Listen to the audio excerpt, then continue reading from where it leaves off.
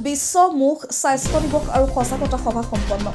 নলবাৰী জিলাৰ পশ্চিম নলবাৰী ককয়া সামূহিক স্বাস্থ্য কেন্দ্ৰত নলবাৰী জ্যেষ্ঠ দন্ত চিকিৎসক ডাক্তৰ বিষ্ণুপ্ৰসাদ চৌধুৰীৰ তত্ত্বাৱধানত আৰু স্বাস্থ্য কেন্দ্ৰটোৰ উপ অধীক্ষক ডাক্তৰ হিতেন্দ্ৰ চন্দ্ৰ চক্ৰৱৰ্তীৰ সভাপতিত্বত শুক্ৰবাৰে বিশ্ব মুখ স্বাস্থ্য দিৱস পালনৰ লগতে এখন সজাগতা সভা সম্পন্ন হয় 20 মাৰ্চৰ পৰা 20 এপ্ৰিললৈ হ'ব লগা বিশ্ব মুখ স্বাস্থ্য দিৱসৰ লগত সংগতি ৰাখি হোৱা সজাগতা সভাখনত চিকিৎসকসকলে স্বাস্থ্য কেন্দ্ৰৰ কৰ্মচাৰী আৰু ৰাইজৰ মাজত বিশ্ব মুখ স্বাস্থ্য দিৱসৰ বিষয়ে বিশদভাৱে আলোচনা কৰে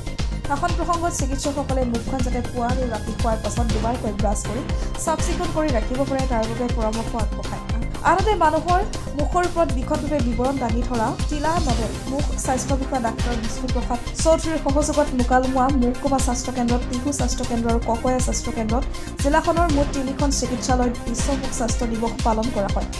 বিশ্ব মুখ স্বাস্থ্য দিৱস আৰু সজাগতা সভাখনত স্বাস্থ্য কেন্দ্ৰটোৰ চিকিৎসক নাৰ্ছ ফাৰ্মাচিষ্ট লেবৰেটৰী টেকনিচিয়ান আশাকৰ্মী আৰু ৰোগীসকলৰ লগতে স্থানীয় ৰাইজ উপস্থিত থাকে আমি প্ৰতি বছৰে বিশ্ব মুখস্বাস্থ্য দিৱস ৱৰ্ল্ড অৰেল হেল্থ ডে এই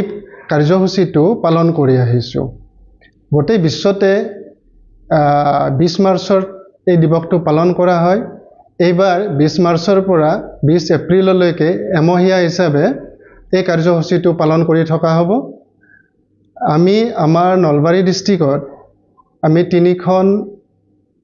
চিকিৎসালয় এখন আমাৰ Mukalmua sub divisional civil hospital এখন আমাৰ টিহু এফআৰইউ আৰু ককয়া চিএইচচিত আমি এই দিৱসটো পালন কৰিছোঁ এই দিৱসটো এইবাৰ এটা থিম আছিল a happy mouth is a happy mind অৰ্থাৎ আমাৰ যদি মুখগহ্বৰখন মানে হেপী মানে সজাগ মুখগহ্বৰৰ অৱস্থাটো আমাৰ ভাল থাকে তেতিয়াহ'লে আমাৰ মনটো আমাৰ ভাল হৈ থাকে যেনেকৈ মই যদি এতিয়া কথা কৈ আছোঁ কথা কৈ থাকোঁতে যদি মোৰ মুখৰ পৰা গোন্ধ ওলায়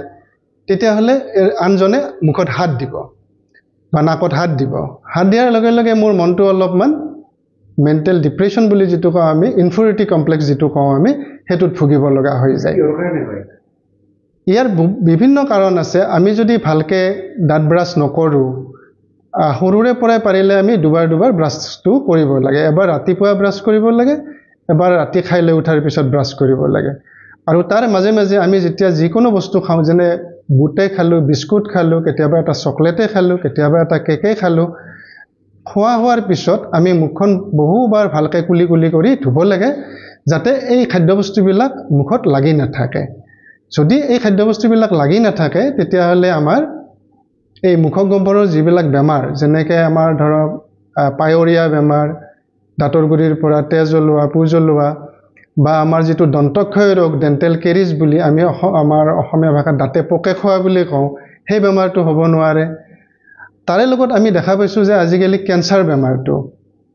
বেমাৰটো মুখৰ বহুতখিনি আজিকালি আমি দেখা পাওঁ অলমষ্ট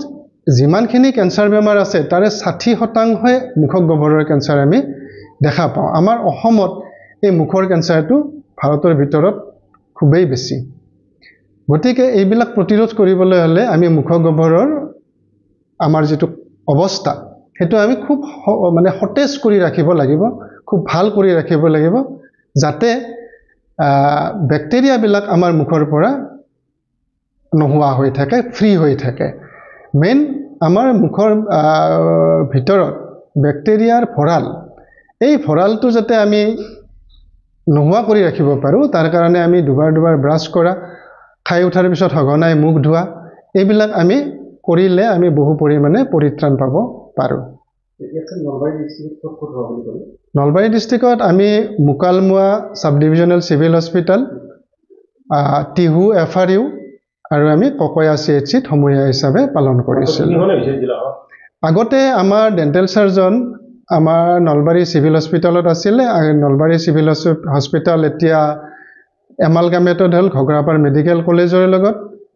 গতিকে এই কাৰ্যসূচীটো তেখেতসকলে বেলেগকৈ পালন কৰে কলেজ হিচাপে গতিকে আমি ষ্টেট লেভেলত আমি ৰাজ্যিক ভিত্তিত বা জিলা আমাৰ স্বাস্থ্য ক্ষেত্ৰত আমি হস্পিটালবিলাকত পালন কৰোঁ আমাৰ বেলচৰতো এজন ডেণ্টেল চাৰ্জন আছিল কিন্তু কিবা কাৰণত তেখেতে চাকৰিৰ পৰা অব্যাহতি লৈছে ঠিক সেনেকৈ আদাবাৰীত আমাৰ ডেণ্টেল চাৰ্জন এগৰাকী আছিলে তেওঁ কিবা কাৰণত বৰ্তমান অব্যাহতি লৈ আছে গতিকে আমাৰ ডেণ্টেল চাৰ্জনৰ সংখ্যাও চৰকাৰী চিকিৎসালয়ত আমাৰ নলবাৰী ডিষ্ট্ৰিক্টত বহুখিনি কমি আহিলে আগতে আমি 6খনত আছিলোঁ কিন্তু এতিয়া আমি 3খনতহে কাম কৰি আছোঁ আজি মই এতিয়ালৈকে 20জনমান ৰোগী চালোঁ আৰু আমি সমূহীয়া হিচাপে যিখিনি আমি আজি অনুষ্ঠানটো পাতিছিলোঁ তাত আমি সজাগতা সভা হিচাপে বুলিয়ে কৈছোঁ মই এই সজাগতা সভাখিনিত আমাৰ হস্পিটেলৰে উপাধ্যক্ষ হিতেন্দ্ৰনাথ চক্ৰৱৰ্তী আছিলে তাৰে লগতে আমাৰ ডক্টৰ দাস আছিলে নৱ দাস আমি গোটেইখিনিয়ে ৰাইজৰ মাজত আমি সজাগতাটো আনাৰ কাৰণে মুখগহ্বৰৰ লগতে স্বাস্থ্যৰ কি বেমাৰ হ'ব পাৰে যেনে ইস্কেমিক হাৰ্ট ডিজিজ বুলি এটা বেমাৰ হয় এইটো আমাৰ হাৰ্টৰ হৃদযন্ত্ৰৰ এটা বেমাৰ হয় ইস্কেমিক হাৰ্ট ডিজিজ তাৰ মূল কাৰণটো হৈছে আমাৰ মুখত যদি বেক্টেৰিয়া ভৰ্তি হৈ থাকে সেই বেক্টেৰিয়াবিলাক শ্বাস প্ৰশ্বাসত গৈ পেলাই হৃদৰোগৰ বেমাৰটো হ'ব পাৰে ঠিক তেনেকুৱা কথা কিছুমান আমি ৰাইজৰ মাজত দাঙি ধৰোঁ মই ভাবোঁ এইখিনি কথাৰ পৰা ৰাইজ বহুতখিনি উপকৃত হ'ব